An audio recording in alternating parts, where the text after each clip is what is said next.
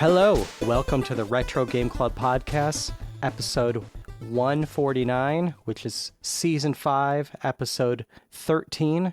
I'm Rob, and joining me, someone who is likely also trapped in Hyrule, Hugh.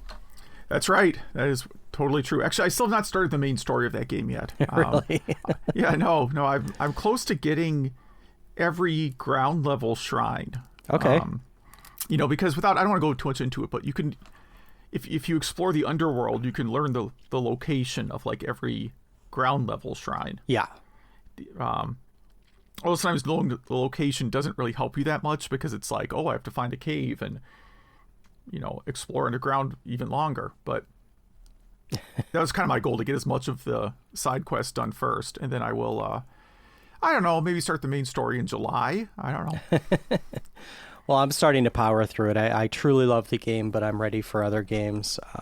It's just in my nature to get bored of games, even if I love them.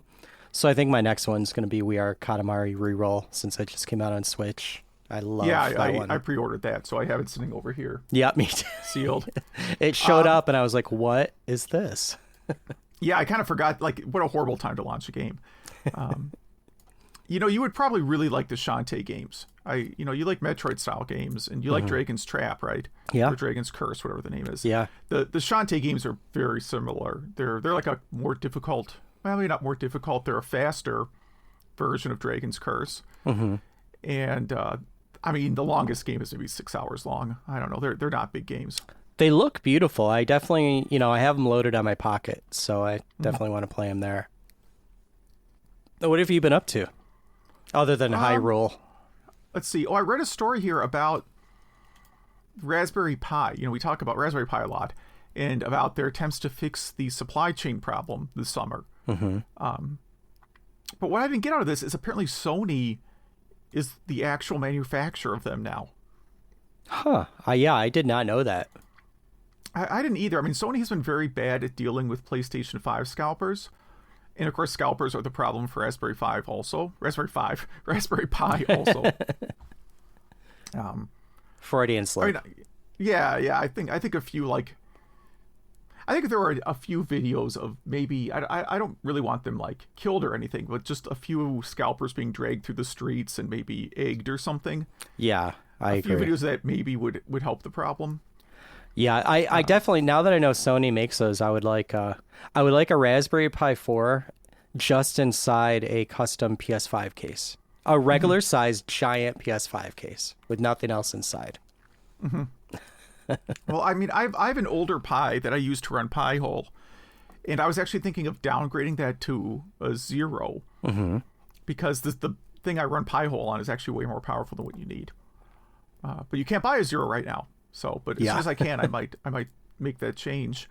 I guess in the past week was also Summer Games Done Quick. Mm-hmm. So I had that on in the background the whole time.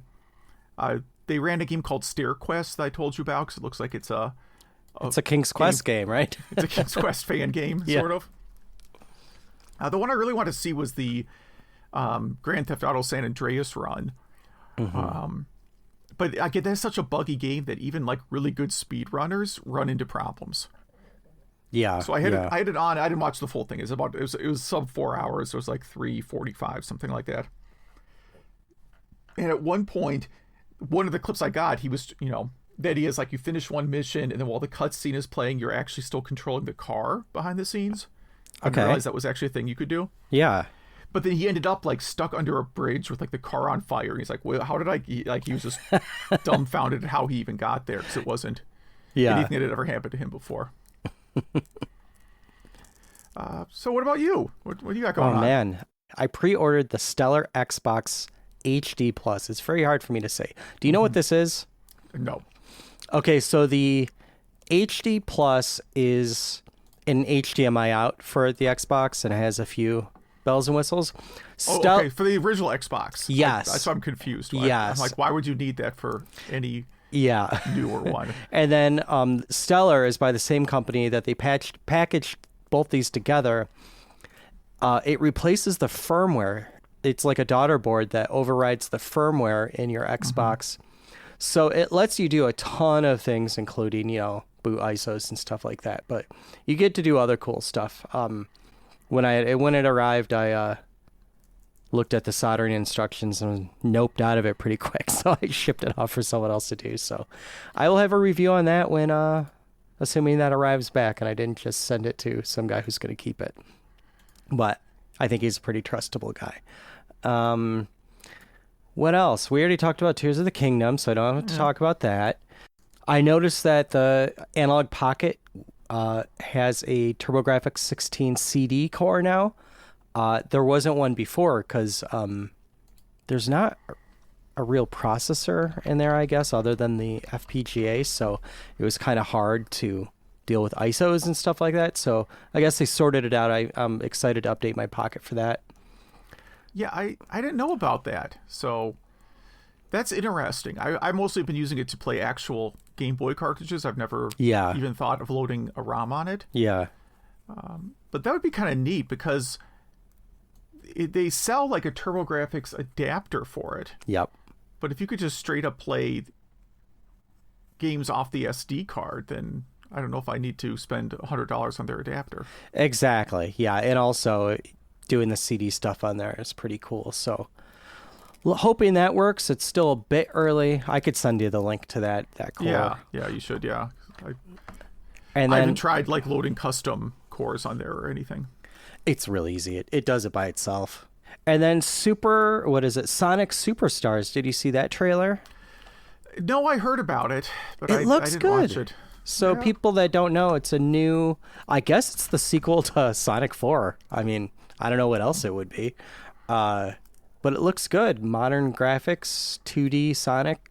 Looks fun. Looks different. Okay. And then I literally just got back from the new Transformers movie because me and my kid love to go to the movies together, and it was a Transformers movie. It's exactly, if you picture it and you picture the story, even though you know nothing about it, that's what it was. Okay, I've never seen any of them, but you could still probably guess exactly. Yeah, I mean I liked the toys when I was a kid, and I don't have anything against Transformers. I only go I see like one movie a year, you know? Yeah. Do you own any Transformers video games? There's a lot on like PS2 through modern. That's why I'm pausing, because if I went through like all my giant pile of PS2 samplers, I definitely would have something, I'm sure. Mm-hmm. I've never consciously bought a Transformers game, and I think there's an NES, right, or a Famicom game that may or may not have come out.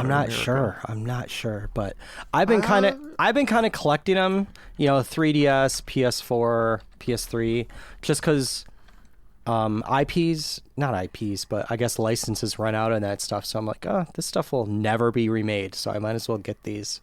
I do the same with the Ninja Turtle games. Yeah, so there is a game, that's what I thought, called Transformers Mystery of Convoy, 1986 game. It was a Famicom exclusive, but it was put on the Wii Virtual Console. Oh, huh. So I guess I wouldn't be shocked if this showed up on the Switch online thing. Yeah. Yeah, I guess. Because some licensed stuff is on there. Yeah. It never... Yeah, it doesn't look... It says genre running gun.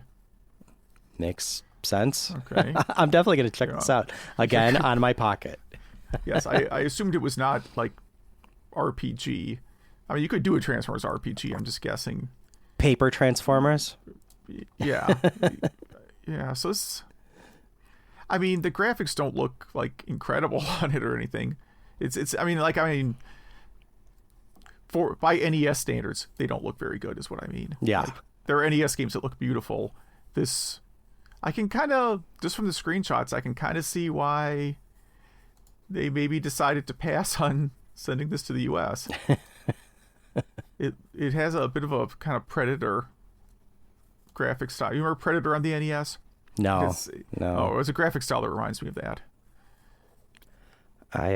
Maybe that'll be a podcast I do, a complete Transformers video game play. Yeah, that's more like a series. Yeah, totally. But yeah, what was I definitely was into the toys as a kid. I can't remember what was my favorite. I liked the I was a black and purple airplane guy. I can't remember his name now. I don't think it was Starscream, but something like that. I thought that was a pretty cool looking one. But I kind of grew up in that era, where Transformers were big and GoBots were, like, if you had GoBots, you would get beat up at recess. Yeah, or no one would play with you. Yeah. Yeah. That's a weird thing. I think our kids' generation is past, like, if you, like, our kids say they're raised on, like, TikTok and all these things that have, like, super hyper-focused, specialized communities, right? Like, if you went, okay, if BTS was a thing in, like, 1983, and you showed up at school in a BTS t-shirt, you'd probably get beat up. Yeah. Yes. Right? Like, it was just a different time. But now and BTS, of course, is not a niche interest. But, like, you can be openly into extreme, small niche interests and nobody cares. Oh, totally. Anymore. Yeah. Yep. I mean, I guess, would Digimon be the GoBots of modern age? Maybe, yeah. Yeah, Digimon's pretty, I think, is popular. I mean, my kids don't. And also, every big free-to-play game, like Fall Guys and stuff like that, has, like, Fall Guys has Stumble Guys. I'm sure Fortnite has 100, fake ones. So, yeah, I guess there's stuff like that. But should we start an episode of this podcast? Yeah, let's go. We got, like, some news. Kinda. Well, a big update to MAME came out. We really haven't reported on MAME in, a season or two. Oh, wow. Yeah. It's .255, and it adds Namco System 10. So Golgo 13 will finally start working. Specifically, it could never play the MP3 parts. Now it can. And the Motorola 8800 chip. I never heard of that one, but I guess it could play Teenage Mutant Ninja Turtles 3, Shredder's Last Stand. I guess that's a handheld. And Teenage Mutant Ninja Turtles Basketball. So, big update. If you haven't updated MAME in a while, now is a good time. Yeah, and it has, like, it now supports a Motorola 68000 computer created by some dude who was very big in the German computer hobbyist scene, apparently. Nice. Yeah. It's not a commercial computer. It's a single board computer by someone who had some sort of a following, and you can now emulate it on there too. Yeah. I will not be doing that. And then the only other thing is Retro Gadgets. It's a new game. Have you heard about this one? Nope. Here in the notes is the first time I saw it. I thought this was a physical thing based on the picture, but no, this is a game. Yeah, so it's I guess simulator type game where you could build retro consoles and updates. I think updates to new consoles. You could actually code a game, like a Galaga style game I saw in the trailer. It looks really neat. I'm really interested in this. So, yeah, this will be on my radar for sure. And that is the news. Okay. So for this topic, for this episode, we are going to do one of your articles. I don't know if you want to preface this one or... No, you brought this up. I didn't volunteer this one. I don't want people to think I'm, like, hyping myself up. I actually am. It was my idea. Yeah. I'm totally against any kind of self-promotion. So, like, a long time ago now, I wrote an article about, like, the last games for various game systems. And it was just something I did because I thought it was an interesting topic and I wanted to, kind of remember the games, kind of remember how the systems ended, I should say. Like, I always thought it was sort of fascinating, like, how game systems, were doing in their final days. Some of them, like, it wasn't clear to them it was going to be their last game. In other times, it was like, oh, the system's been effectively dead for 2 years, but we've had this game on the shelf, so let's just put it out, right? And then from that, I was originally playing around in Microsoft Visio, but I since ported it to an open format to create just, like, this big graphical representation of the timelines of different game systems. And originally, I just had, like, the stuff that I had in this article about last games, but I eventually expanded it to, like, everything I could find. Like, the last time I updated it was... I put it on the diagram. October 2022. And I added a whole bunch of like little systems that I didn't really know much about, like N-Text Select a Game and N-Text Adventure Vision, like things like that. You don't know what those are. I barely know what they are. No. But they were around, and they had cartridges, and over time, kind of my criteria for these, like, what is the first and last game, or start and end date, is maybe changed a little bit, at least on end date, because I used to only count like physical releases, but at this point, every system released after 2015 or so, the last game is a digital game.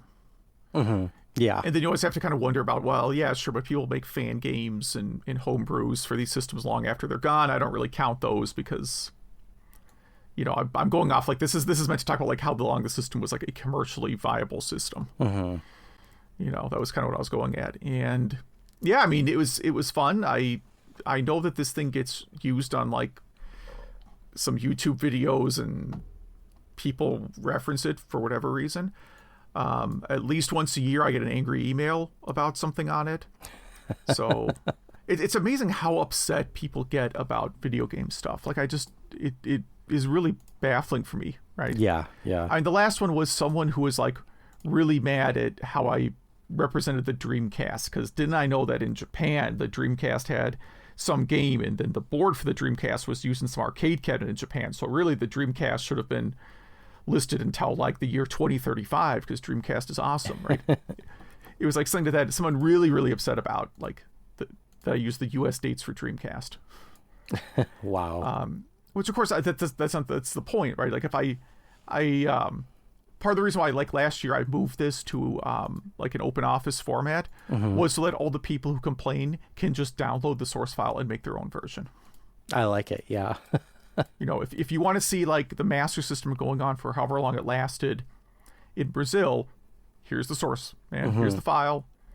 Open it up in LibreOffice Draw. Do whatever you want with it. I don't care. But I think the most interesting part of these graphs are how long the period of time a system lasted, like in zombie mode. So after the system was stopped being produced, games were still being produced for it. And I'm not talking about Kickstarter. I'm talking about actual in the store video games. Yeah. I think you linked specifically to the part I called life after replacement. Yes. So when a system, when the replacement for a system gets announced, how long does the original system last? And some of them last a very long time. Others died very quickly. I mean, the Atari 2600 is a very, very funny one because it outlasts. Sorry, there's a bug flying around in here.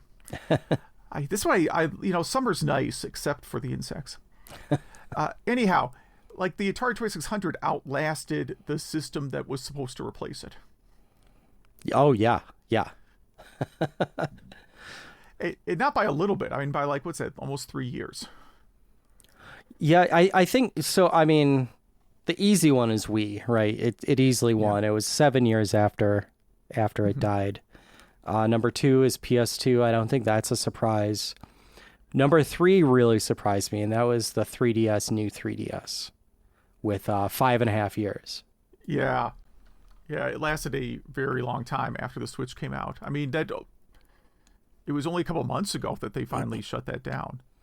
And real quick, the Wii is the only other system that outlasted its replacement system.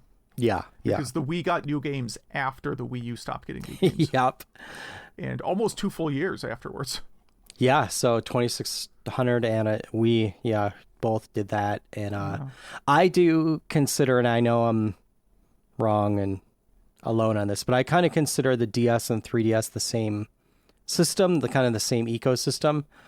So if you do that, I mean, that's a really long time. But now I have not added the PlayStation 4 to this list yet, mm-hmm. but I think the PlayStation 4 will probably end up in the top 5 because of the extreme problems in buying a PlayStation 5. Mm-hmm. Yeah, and a lot of publishers still release games that are like dual, like they work on PlayStation 4 and there's a PlayStation 5 version that's maybe a little bit better. Yeah. So I think PS5 will probably end up doing really well. But then some systems did very badly at this, like Game Boy Super Color. Nintendo was extremely short life after the Nintendo 64 was was launched. For example, if you Nintendo 64, even shorter. Nintendo 64 didn't even last a year after the GameCube came out. Same with the GameCube and Wii. GameCube itself, died really, really quickly. If you consider the Saturn to be the replacement for the 32X and Sega CD, that's another one. Those were killed off very quickly. And then another, like some systems that maybe weren't huge really hung around a while. I mean, the PlayStation Portable hung around for over 4 years. I think that's maybe a little surprising. PlayStation 3 lasted almost 5 years. Yeah. Well, I wonder would you consider PlayStation 1 games on the PSP? Wait. No, I guess it's PSP games on Vita. You can't play PS1 on PSP, but you can download PSP games. You can't play the physical games, but if sometime, like if in 2019 they released a PSP game that you could download on Vita, I guess I would have counted that. Because it's kind of like the PS4 or PS5 thing. Yeah. Now, like the problem is my PSP, I can't. That's a weird one because they only supported 802.11ab Wi-Fi. Do you remember this? Yeah. Oh, yeah. So, like, after a certain point, you just couldn't, even if they released new PSP games, there really wasn't a way to download it unless you could find a mobile spot that supported, like, my router literally doesn't support the spec that PSP uses. Yeah. Or my Wi-Fi router, whatever you want to call it. Like we said, Nintendo 64 stopped right away. GameCube stopped right away, but the original we had I meant GameCube. The original we had GameCube backwards compatibility built in. So the spirit kind of GameCube died. I wonder if that's why the GameCube died. I don't know how that factors into the GameCube dying so quickly. I mean, the weird thing is the GameCube to Wii transition was a lot like the Wii U to Switch transition, because there was a Zelda game at the heart of both, right? Like the last great, let's say, GameCube game was Twilight Princess, which was also a Wii launch title. And Breath of the Wild, of course, was not the last ever Wii U game, but effectively the last one that mattered. Yeah. And it was also a Switch launch title, and the Switch had shortages at first too, so I mean I definitely played through that on Wii U before I ever played it on Switch. Well, so the PS3 lasted for almost 5 years, and that doesn't surprise me because I don't know about you, but the PS4 did not feel like the upgrade from a PS3 that it should have been. You know what I mean? Like I feel like the PS5 is kind of what I expected from a PS4. Yeah, I mean I never owned a PlayStation 3. I have the PlayStation 3 ports of like the Uncharted games on PlayStation 4, if that all makes sense. Yeah. And I don't know how much those were upgraded for PS4, but they don't look radically different than Uncharted for PS4. Yeah, I don't think that it's that much difference, at least to me. And a lot of games like, the Godzilla game and many other games were made for both systems at the same time. Even though the PS4 sold really well at launch. So, I don't know, really strange.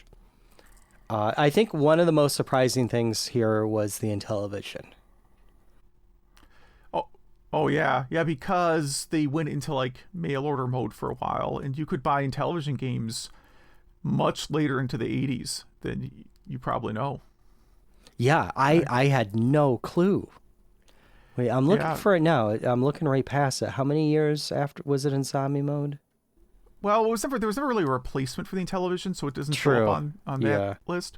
I mean, there was the Intellivision 2 and 3, but they were just the same. They're like I wouldn't put the PlayStation 3 Slim, or was there a PlayStation 3 Slim? I don't remember. There was a PlayStation 2 Slim. Yeah, there was still the PlayStation 2. Yeah. So what happened? And again, I know like the Intellivision had fan games for years.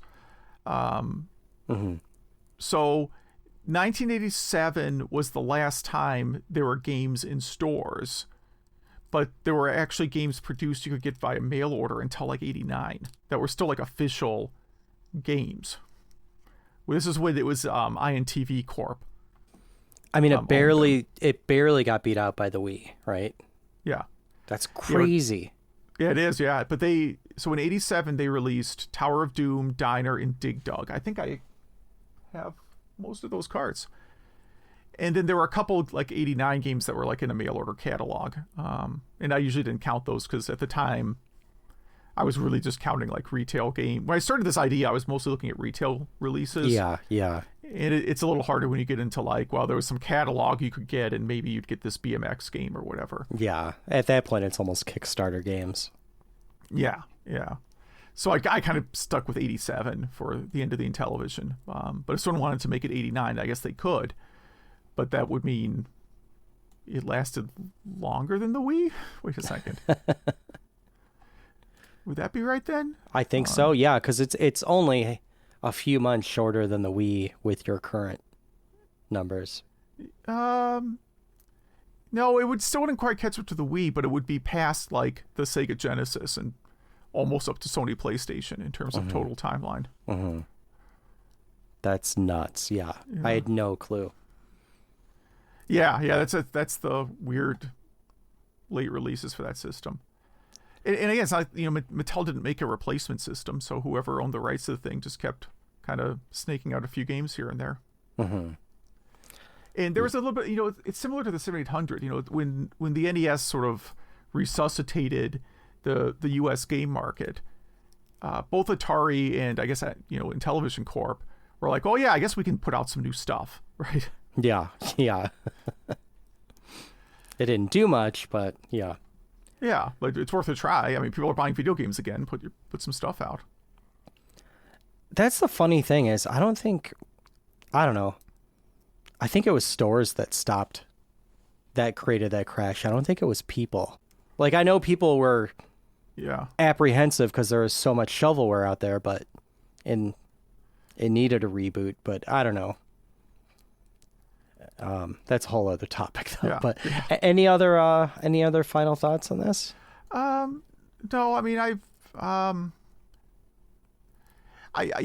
so looking at it, there's a lot of things I still sort of debate what I should include or not. Like, did you ever buy Shakedown Hawaii?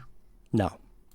So Shakedown Hawaii came out in 2020, and the developer actually got a license from Nintendo to ship it on the Wii and Wii U. This is after Nintendo was no longer supporting these systems. Yeah. But it was like you could only order it from his website.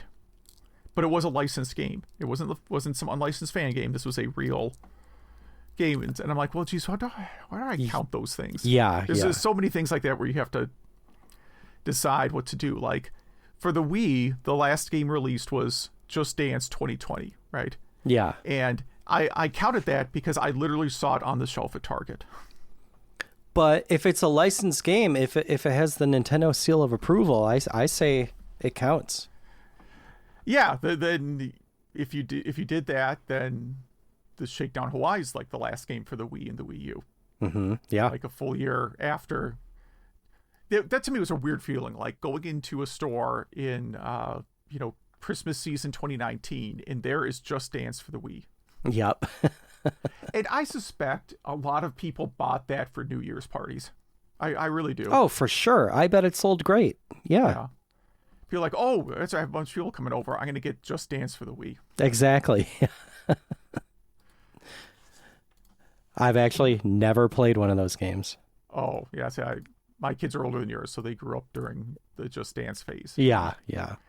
We probably own 5 or 6 variations of it. They get really cheap. I mean, like they go down to a few dollars once they're not the latest version. Mm-hmm. Mm-hmm. Yeah. And so they include like current hits, and then, this is how I learned like Rock Lobster is an excessively long song. Because they picked Rock Lobster on it once, and after about 28 minutes into Rock Lobster, however long it is, you start to feel a little bit tired. I mean, yeah, that his voice kind of grades on your soul, doesn't it? Well, there's that, but there's just like it feels like 13 or 14 minutes of just Rock Lobster. I can't sing, but just like of like the female vocalists. I can't remember their names, but that part just goes on forever. Do not pick Rock Lobster and Just Dance. I mean, you're better off picking I don't know what's another famously long song, but think about a famously long dance song. No idea. Yeah. Well, anyway, you're better off picking like the Four Seasons or something, that literally is an hour. Rock Lobster feels like an hour when you play it. That's my Rock Lobster rant. Yeah, that's our other topic. Yeah. I guess we'll jump right into Game Club. Yeah. Since we're already talking about Intellivision, I'll just do mine. Astrosmash. Mm-hmm. And it's a fixed shooter released sometime in 1981. And it's, I don't know, kind of a mix between Missile Command and Asteroids. Mm-hmm. And there is a 2600 port for this called Astro Blast. Mm-hmm. And it's not a bad game. You move your ship side to side. You're shooting meteors and what else? There's some UFOs. There's some guided missiles and some spinner bomb type things that you have to shoot. And this game is wildly easy. This game gets fun after, you got to a new level when the background color changes. Yeah. Kind of like, does Atlantis do that? Is that the game that does that? I don't remember if Atlantis does, but like Space Armada changes colors. Yeah. Very common that's thing a direct back Space then. Invaders ripoff. Right? Yeah. So once you change the background once or twice, that's when the game gets pretty interesting and pretty fun to play. And that's really all I have to say about it. I have no ill feelings about this game. It's totally fine. I suggest anyone who hasn't played it to play it. And that's it. I had fun playing it this time. How about you? Yeah, this is a game I played a ton of. I really played it a lot as a kid. Well, you had Intellivision, right? I did, yeah. And this luckily had auto fire and stuff, because otherwise your thumb would fall off with the Intellivision buttons. But yeah, I always thought it was like a mix of Space Invaders and Asteroids, but not really a knockoff of either. Yeah. Though really the worst feeling is when you're playing this and the screen changes color back to a previous stage. Because you lose points when asteroids hit the ground. That is just so dejecting. I forgot about that. Yeah. When you roll back. Now, you basically cannot run out of lives in this game. I looked it up, and according to Twin Galaxies, the world record holder played it for like 19 hours straight or something. And just stopped. Yeah, I don't know if you can run out of lives. I saw another article where someone trained a bot to play the game, and the bot earned 100,000 extra lives or something absurd. Because you just get lives constantly in this game, which is fine. And it's not trying to steal quarters; it's a home game first, so just let people play forever. Yeah, it's a really fun game. Basic staple of Intellivision. I mean, I think anyone who owns an Intellivision has this game. It's got to be one of the three most common games for the system. Yeah, I agree. But let's hop to your game. I picked Crystal Castles, which I guess I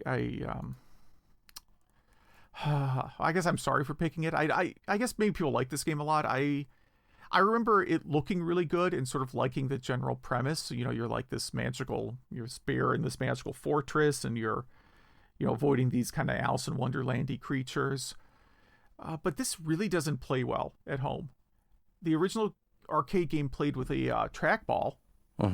And maybe that's the problem. Maybe when this gets emulated or converted to home versions, the control just gets butchered. But I have a really hard time getting into narrow corridors on this game. You know what I mean? There's a lot of you have to inch up a staircase, and I just can't control it right. And it's isometric. Yeah, that doesn't help. Yeah.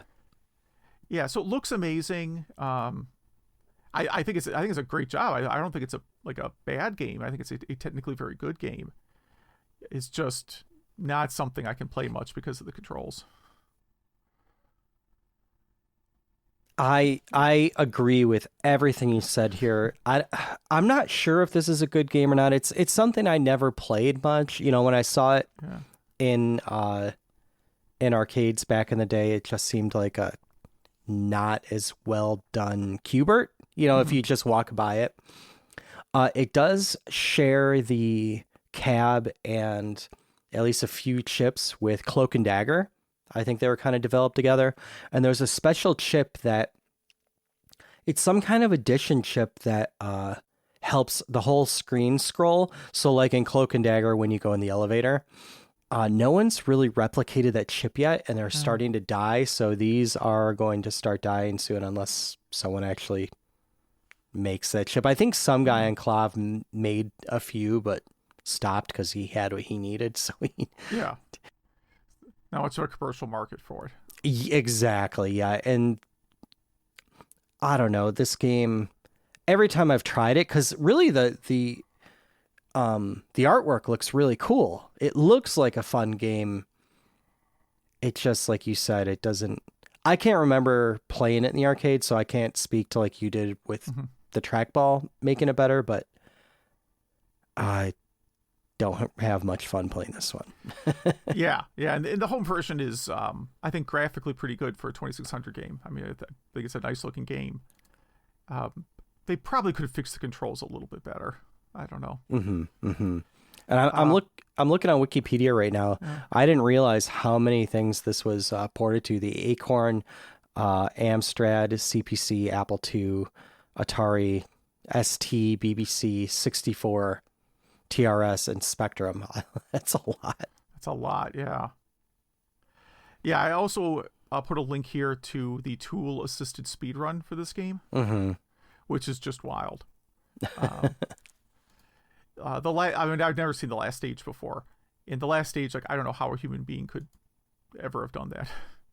Oh, true. Yeah. And then the end, when you finish the game, it does have a screen that says, "I give up, you win, you must be a video whiz." I mean, it's the truth. Yeah. I wonder if you got a patch. Is this a game you could get a patch from if you won? I think this was post-Atari patch period, yeah. Well, what are you going to play next? Are you going to keep it 1983? I am, yeah. I'm going to go... This is barely 1983. Like, it's unlikely you would have seen this in the arcade in 1983. But I'm going to go with Elevator Action. Cool. Technically an 83 arcade release, but you probably did not see it because it was a kind of late year. Cool. Well, I'm going to go with Kwirk, spelled Kwirk. Kwirk for the Game Boy. I think it was an early Game Boy game, but... It sounds really familiar. Is that the tomato game? There's like a tomato on the front or something? Mohawk tomato, yeah. Oh, okay. I think I remember the box, but I don't remember. Everyone remembers the box. But so, yeah, if any of our listeners play Elevator Action, Kwirk, Crystal Castles, Astrosmash, if you have any MAME news or stories, or if you try the Retro Gadgets game, or any comments. I know Hugh loves comments on his articles. Any comments on the... Nothing I enjoy more than feedback. You're right. Yeah. Please email us at email@retrogameclub.net. That is email@retrogameclub.net. Go on any of our socials. Zach takes care of those. So we have a link tree in our show notes. And we do have one email and some social this time. Yeah, real quick. I think we are going to do an episode about Laserdisc games pretty soon. Yeah, probably next episode, right? Probably, yeah, because of the 1983 tie-in. That was kind of peak Laserdisc.